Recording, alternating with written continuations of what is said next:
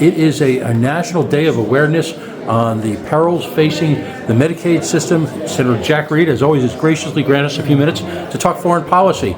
Senator Reed, it's being widely reported, particularly by a publication called Semaphore, that the United States is considering formally recognizing the annexed territory of Crimea from the Ukraine to the, well, what I still call the Soviet Union. I'm dated. If you could tell us what you think about that. My understanding is that the only, if you will, international regime that had afforded this recognition was Syria, the Assad regime. What does this mean militarily? What does it mean morally? Your thoughts? Well, what it would be is a significant break from not only our existing policy, but the policy of all our allied nations.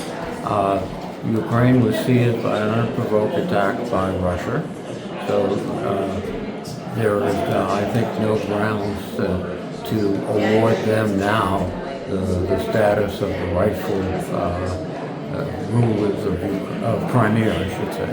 And this just is another example of how I think the president wanted to concede everything to Putin for a ceasefire, which I don't think will be that long in duration. He's given up his leverage, and he's now in a position looking for something he can claim as a success, although in the long term. Militarily, Russian forces, and particularly the naval forces, have a hard concentration there. What does that mean in terms of overall control of that region being expanded by the Russian Navy? Well, the interesting thing about the Ukrainian operations is that they've been able to essentially drive the Russian Black Sea fleet out of Crimea. Sevastopol was one of their big naval ports, but they sunk in the first months of the war the flagship, the Moskva, of the Russian fleet. They did it with autonomous undersea vehicles, and they've continued to put pressure on the Russians. So the Russians have pulled back, but if the president says this is now Russian territory, Crimea, he might also curtail or interrupt the ability of the Ukrainians to keep the Black Sea fleet at bay.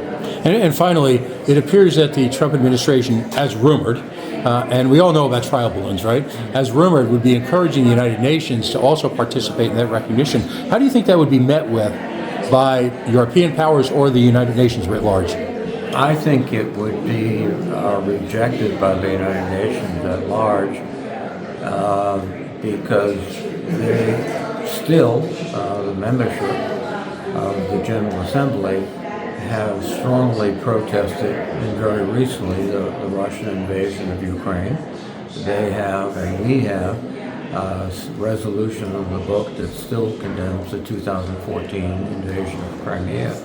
Our European allies, I think, would be very, very upset because they see that after a short pause by Putin, he's likely to put more pressure on Poland, the Baltics, etc., and that would be a terrible, terrible development.